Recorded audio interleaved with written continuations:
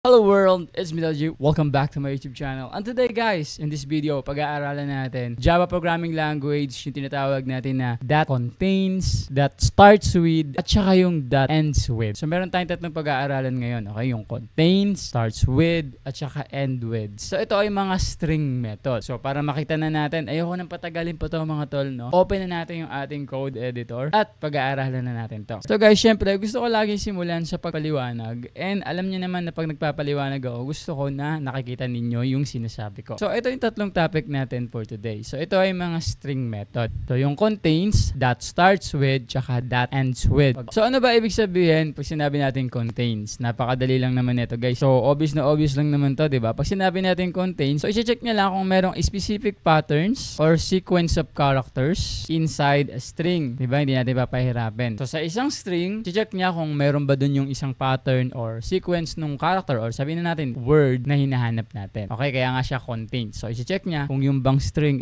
merong ganitong word. Okay, for example, meron tayong isang mahabang sentence dito. Tapos ang hinahanap natin, hanapin mo nga kung nakalagay dyan yung pangalan ni Doji. So, ganun. I-check niya yung buong sentence kung nandun ba yung specific na pattern or yung sequence of characters. Ibig sabihin, sequence of letters. D-O-J-I-E, Doji. Tapos, i-return niya yon kung true or false. So, ganun ang ginagawa pag that contains na method. Okay? So, meron tayong specific word na hinahanap sa loob ng isang string. Sinabi naman natin na starts with, kailangan pa bang Tagalogin to? So, i-check niya kung dun ba nagsisimula. Diba?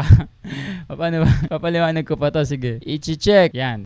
Englishin na lang natin. Check if the string begins with yung character na hinahanap natin. For example, sabi ko nga, kunyari, ang hinahanap natin yung word na Doji. So, i-check niya kung nagsisimula ba yung string dun sa word na Doji. Tapos, i-return niya kung true. I-return niya rin kung false. Okay? Pag sinabi naman natin na ends with, ganun din. Diba? Kakopy ko na lang to. Ibig sabihin yan, i-check niya if the string ends with Doji. Diba? Ito ba yung last word sa loob ng isang string? So, i-return niya rin kung true or false. So, ano-ano yung mga real world use cases nito, guys? So, for example, bigyan ko kayo. Like, kunyari, nag-require tayo na kapag ka magre-register ang isang user, kailangan siyang mag-enter ng valid na email. Okay? So, kapag ka valid na email ang hinihingi natin sa user input, kailangan natin gumamit nito. Itong that contains. Kailangan na yung i-enter niya merong at.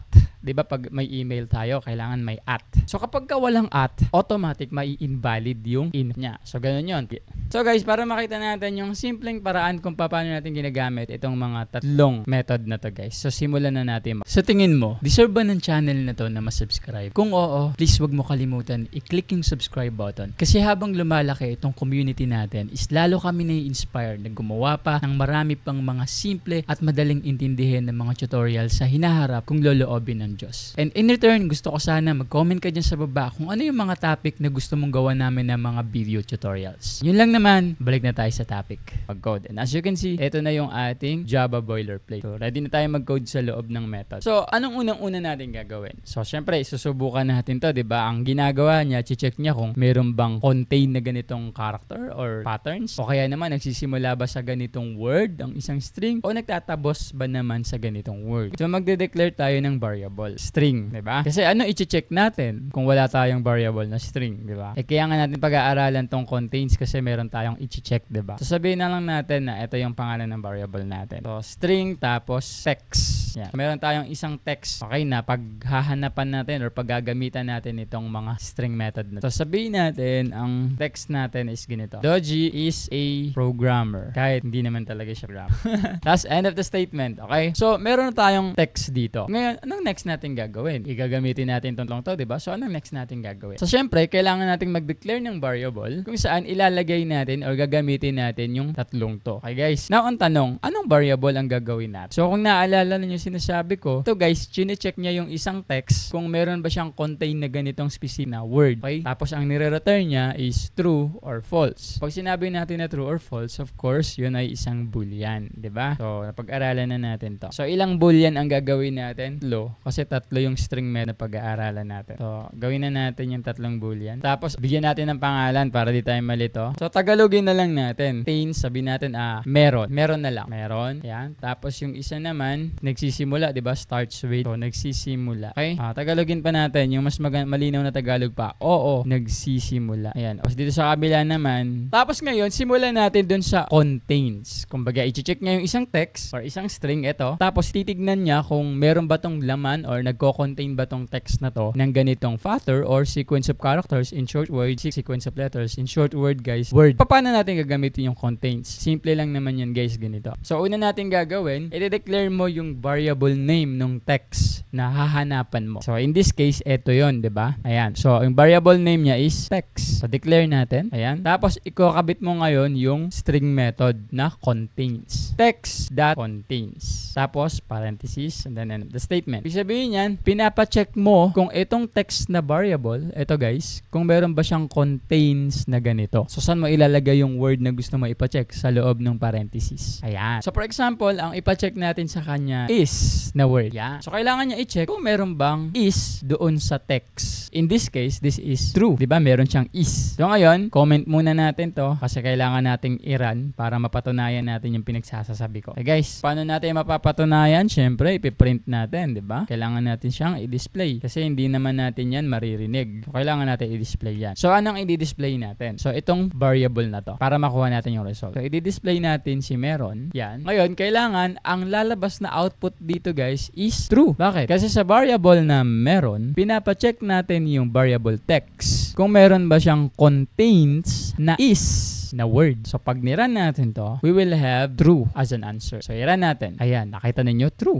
So guys, alam ko kung gaano kahirap mag-aral sa mga tutorial videos kasi kailangan ko pang mag-backward, forward. Kaya naman guys, gumawa ako ng PDF notes kung saan doon na nakalagay lahat ng list of topics, definitions, code example, at saka mga code explanations. In fact guys, mas marami pa siyang lamang impormasyon kumpara sa mga tutorial videos natin. And doon ko din nilagay guys yung mga link na mga unlisted tutorial videos. Pag sinabi nating unlisted, ito yung mga tutorial videos guys na hindi naka-public pero pwede mo mapanood kapag ka meron kang link which is nandun nga sa PDF. And napakahalaga rin guys na meron tayong notes kasi kapag ka magpa-practice na tayo mag-code, hindi na natin kailangan pang manood ulit ng mga videos kasi meron na tayong binabasa at tinitignan. So if you're going to ask me, is it worth it? Of course guys, it's worth it kasi mapapakinabangan mo to sa pagpa-practice at pag-aaral mo ng coding. So if you are interested guys, andyan yung link sa description sa baba. Back to the topic, diba? E paano kung papalitan? Sabihin natin na robot. Pagka niran ko to, of course, ang sagot dito is false. Kasi wala namang word na robot sa loob ng text. In short words, the text variable does not contain a word robot. So, i-run natin and see, makikita ninyo magiging false. There you go. Nakuha ninyo guys. So, ganyan lang siya kadali. Okay guys, so tapos na tayo sa contains. I-comment na natin yan para hindi tayo malito. Punta naman ngayon tayo dito sa starts with. Okay guys, so paano naman ngayon tong starts with? So, simple lang. Ganun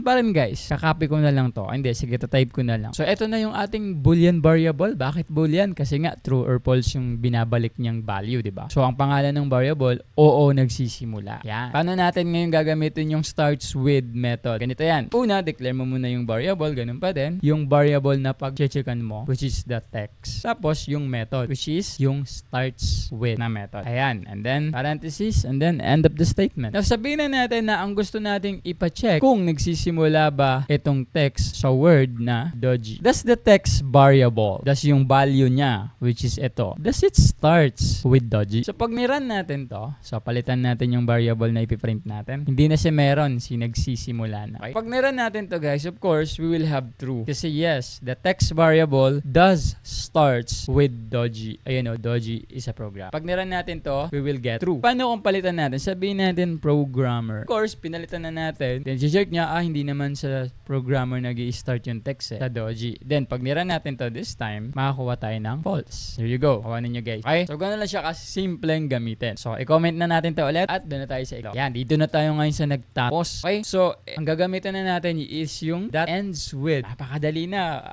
By now, hindi ko pa tapos ipaliwanag. Sigurado ako nakukuha nyo na. So paano natin to gagawin? Again, meron naman tayong boolean variable. Pangalan, oo, tinagalog lang natin. So bakit boolean? Again, kasi nga ang nire-return nito is true or false. So hindi natin pwedeng ilagay yung true or false na outcome sa string. Diba? mag-error tayo kasi boolean yun nakukuha ninyo. So paano natin gagamitin yung ends with? Simple lang. Lagay mo ulit yung variable na paghahanapan mo, which is yung text. Ito yung i-check natin. Tapos idudugtong mo ngayon yung string method na gagamitin mo, which is yung ends with. So text that ends with, ganyan, parenthesis, then semicolon. So ngayon, pag nilagay ko ngayon dito yung word na Doji, kaya kumbaga sinasabi natin na irara natin yan, di ba? Ito, papalitan na natin yung variable. Ang i-display na natin is yung nagtatapos na. So isi-system out natin yan. Kumbaga parang sinasabi natin na i-check mo nga yung text variable kung siya ay nagtatapos. Does it ends with the word Doji? Which is this case, this is false. Kasi yung text variables ends with the word programmer. So pag niran natin to, makakuha tayo ng false. Makukuha ninyo. But pagka nilagay natin na i-check mo nga, does the text ends with the word programmer? Ayan, programmer with the period. Of course, kasama yun sa string. So this time, pag niran natin to, we will get true. Kasi yung text variable, it ends with the word programmer. So run natin. See? Nakuha ninyo guys. So ganun lang siya kasimple. And these are the ways kung paano natin ginagamit yung tatlong string method na contains, starts with, and ends with. Sabi ko nga sa inyo, yung mga real world cases nito guys, kagaya nung kanina, kunyari, meron kang application form, tapos kailangan niya mag-enter ng email address, hindi pwede yung bara-bara lang, di ba? May mga ganun. So, naglalagay tayo ng contains. Ano yun? Kailangan meron kang at saka .com. Kasi kapag kawala, false yan. Hindi valid yung iyong input na kukuha ninyo. So, bago natin tapusin yung video na to, gusto lang kita i-remind na yung kaalaman, karunungan at pagkaunawa, yun ay nanggagaling sa Panginoon. Kaya naman, kung may natutunan ka sa video na to, imbes na sa akin ka magpasalamat, mas maganda kung sa Diyos tayo magpapasalamat. Mas maganda kung sasabihin natin, salamat sa Diyos or thank God, mas ikasasaya ko yun. So, thank God for the opportunity and see you on our next tutorial.